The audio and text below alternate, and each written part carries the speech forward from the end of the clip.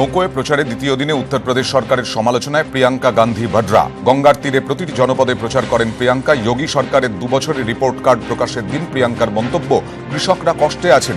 যোগী সরকারের রিপোর্ট কার্ডের সঙ্গে বাস্তবের কোনো সম্পর্ক নেই বলেও অভিযোগ প্রিয়াঙ্কার। চেতলায় প্রচারে কলকাতা দক্ষিণ কেন্দ্রের তৃণমূল কংগ্রেস প্রার্থী মালা রায়। কর্মী সমর্থকদের সঙ্গে পুরসভার 82 নম্বর ওয়ার্ডে প্রচার করলেন মালা রায়। সঙ্গে ছিলেন কলকাতার মেয়র ফিরহাদ হাকিম। রবিবার চেতলার পর এবার কসবা। প্রচারে কোনো খামতি রাখছেন না কলকাতা দক্ষিণ কেন্দ্রের সিপিএম প্রার্থী নন্দিনী মুখোপাধ্যায়। রোদ গরম উপেক্ষা করে ভোটারদের কাছে সমর্থনের আশায় পৌঁছে গেলেন নন্দিনী। তাঁদের লড়াই সাধারণ মানুষের জন্য, প্রচারের মাঝে জানালেন তিনি।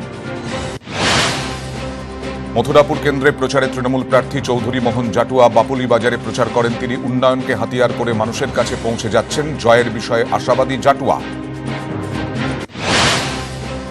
জোর কদমে প্রচার বর্ধমান দুর্গাপুর লোকসভা কেন্দ্রের তৃণমূল প্রার্থী মমতাজ সংঘমিতার। কর্মী সমর্থকদের নিয়ে প্রচার তৃণমূল প্রার্থীর। বাম কর্মী সমর্থকদের সঙ্গে নিয়ে আলিপুরদুয়ার লোকসভা কেন্দ্রে প্রচারে বাম প্রার্থী মিলি ওঁরাওয়ে। সিপিএম এর কার্যালয় থেকে মিছিল করে মনোনয়ন জমা দেন তিনি।